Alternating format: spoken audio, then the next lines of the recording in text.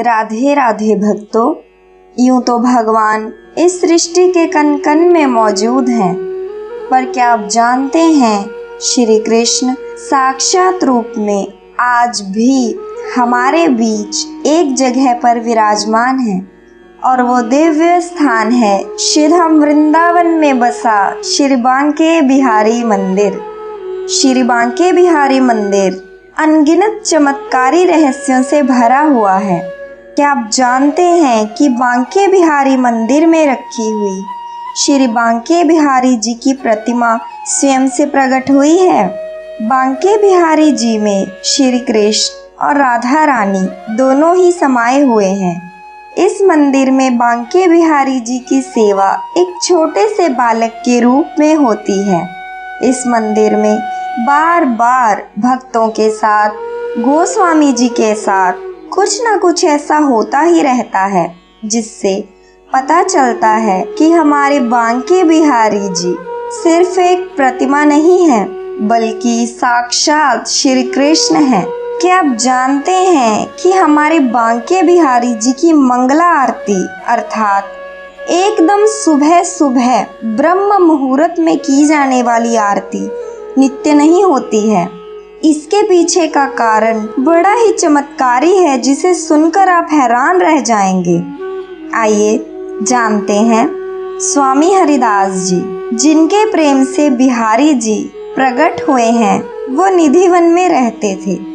एक दिन प्रातःकाल स्वामी हरिदास जी ने देखा कि उनके बिस्तर पर कोई रजाई ओढ़कर सो रहा है। यह देखकर स्वामी जी बोले, अरे मेरे बिस्तर पर कौन सो रहा है? कौन हो भाई?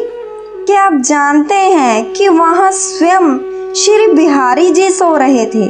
स्वामी जी की आवाज सुनकर बिहारी जी भाग गए, परंतु उनका चूड़ा और वंशी वहीं बिस्तर पर ही रह गया। स्वामी जी वृद्ध अवस्था में थे, उनको कुछ दिखाई नहीं दिया। उधर जब सुबह बांके बिहारी मंदिर के पुजारी ने कपाट खोले तो उन्हें बिहारी जी का चूड़ा और वंशी कहीं नहीं दिखे। वह हैरान रह गए, अरे यह कैसे हो सकता है? मंदिर का दरवाजा तो बंद था। आश्चर्यचकित होकर पुजारी जी निधिवन में स्वामी हरिदास जी के पास आए और सभी बातें बताईं। स्वामी जी सब सुनकर बोले, अरे आज यह हो क्या रहा है?